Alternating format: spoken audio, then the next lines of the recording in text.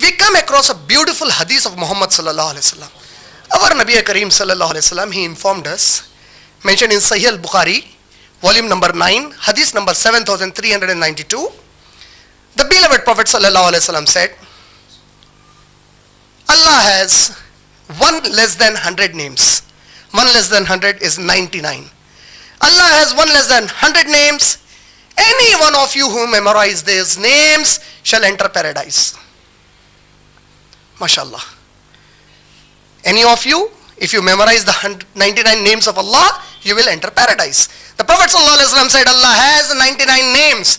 So many Muslims, see what happens today, most of the time we understand Islam through translations because we don't know Arabic.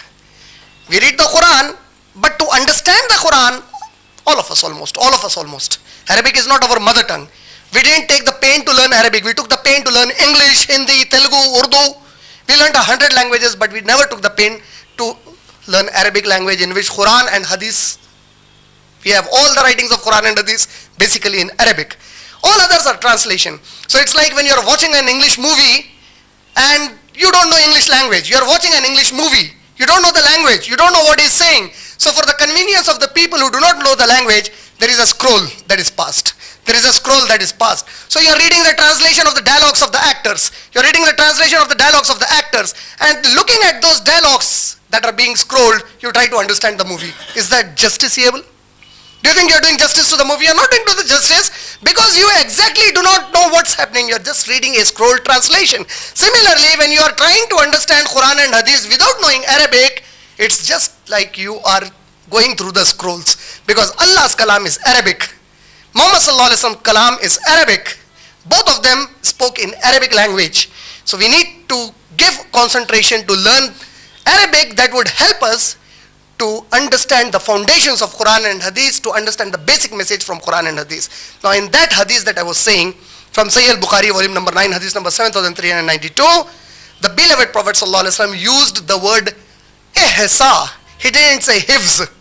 Hifz means memorizing. Ihsa, it doesn't merely mean memorizing. Ihsa means to encompass something, to acquire something in memory with a perfect understanding and correct practice of it. When the Prophet ﷺ said, Allah has one less than 99 names, whoever of you ihsa, memorize it with an understanding and practice it in the correct sense, they shall enter paradise. Memorizing there, the word hifz doesn't come there. Hifz is an Arabic word. Hafiz a Quran. He is the memorizer of the Quran. Arabic word, hifz. Hifz means just to memorize. You understand, you don't understand, yet you memorize something. That is hifz. The hadith doesn't say hifz. It says ihsa. Ihsa means to acquire in your memory with an understanding that is correct understanding and a correct practice of what you have acquired. It is only then you will enter into paradise.